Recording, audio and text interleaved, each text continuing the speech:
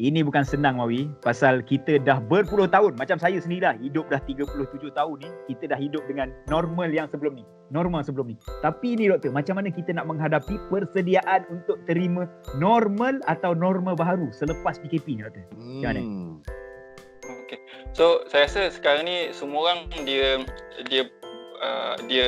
mengagak-agak apa dia new norm mereka masing-masing. Sebab sebenarnya walaupun kita ada satu set standard new norm kita macam social distancing semua tu, tapi sebenarnya setiap orang dia ada new norm dia yang berbeza. Contohnya kalau macam saya pensyarah, kita dah berubah dah. Kita dah start go online, lepas tu tak boleh jumpa student, tak boleh nak cara sistem expectation dah berbeza. Cikgu lain pula new norm dia, orang bisnes lain new norm dia. So saya rasa nombor satu adalah kita kena define new norm kita tu macam mana. Sebab kita tak boleh guna standard orang lain. Kalau kita compare diri kita dengan orang yang tak relevan dengan bidang kita, kita akan silap lah. So define kita punya new norm kita yang baru, and daripada situ new norm mesti followed by new rhythm and new discipline. Maksudnya cara kita nak adapt dengan norma baru kita tu. Contoh lah, saya bagi contoh macam misal kata orang yang berniaga. So sebelum ni dia guna cara A untuk berniaga, dia tak tahu cara A tak akan jalan dah, so dia kena create cara B. So bila dia create cara B, disiplin untuk A tadi mungkin tak applicable dengan cara B lagi. So dia kena create rhythm baru. Dia punya analogi dia macam daripada budak sekolah rendah pindah masuk sekolah asrama. So dia dah lain dia punya sistem. So dia kena adapt dengan new cara, new routine kehidupan lah. So penting adalah kita kena hari ini untuk fasa seterusnya, saya rasa kita kena start prepare ahead dan hidup dengan keadaan kita mesti ada plan A, B and C. So tak macam dulu. So dulu kita contoh kalau orang yang standard bekerja, dia ada gaji tetap setiap bulan dan sebagainya. Dan keadaan ekonomi sekarang ni, so semua orang dia kena fikir, kalau A tak jadi, apa aku punya plan, B apa, C apa. So itu memerlukan kita sometimes untuk adapt dan juga belajar empower diri kita dengan new potential, new skills. Macam contoh saya, kalau sebelum ni banyak terlibat dengan pergi ceramah dan sebagainya. Sekarang ni dah tak ada dah panggilan. So sistem baru kena belajar buat FB live, kena belajar buat YouTube channel dan sebagainya. Dengan new skill. So benda tu yang kita kena buat. Dan of course bila kita try and error new ways ni, another important things yang kena ada adalah reflect and improve lah. And so try dulu, kalau tak jadi ubah cara. Contohnya kita sebut work from home kan, semua orang try cara-cara masing-masing. Ada orang tak jalan, tak siap kerja aku ni, kita ubah, buat cara baru sampai akhirnya kita panggil case dia lah. Baik.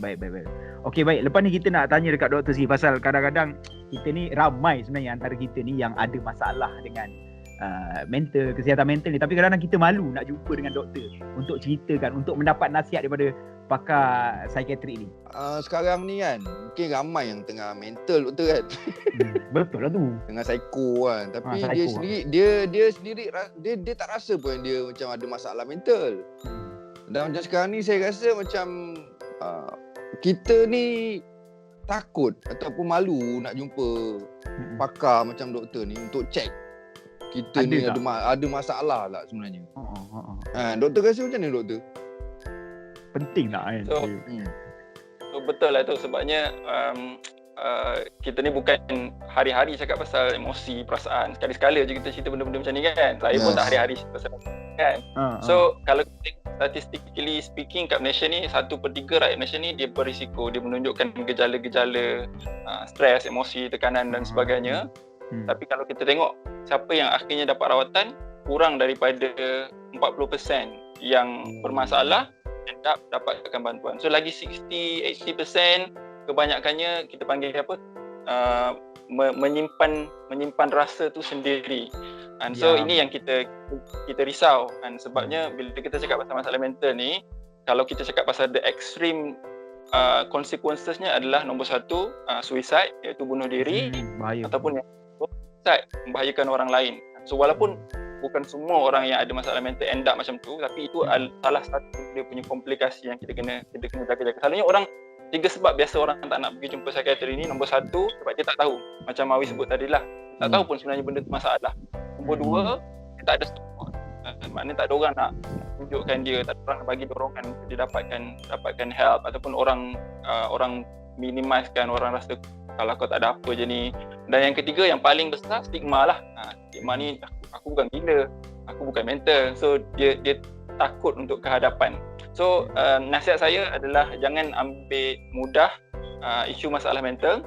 Kalau kita mental tak sihat, fizikal kita pun tak sihat. So dia saling berkait. So bila kita ambil berat isu kesihatan mental kita, di ada part tu insya-Allah akan selesai lah. So dapatkan rawatan, maybe boleh start dengan berkongsi kawan, pasangan, family.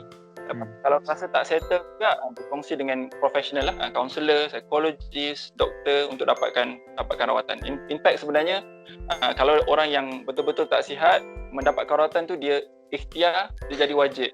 And so benda yang kita kena buat, anggap dia sebagai sebahagian daripada kita punya ibadah jugalah. Jangan malu-malu lah Mawi. Kalau ada masalah jumpa je Dr. Nizam, call je. Kan call je. Kau nak cakap aku mental lah ni? Tak, aku. Itu je lah.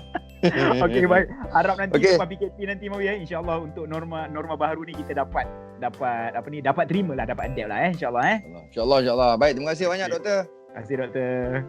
Terima kasih Zain. Jumpa lagi doktor. Selamat puasa, selamat Hari Raya. Selamat puasa, selamat Hari Raya. Assalamualaikum. Assalamualaikum.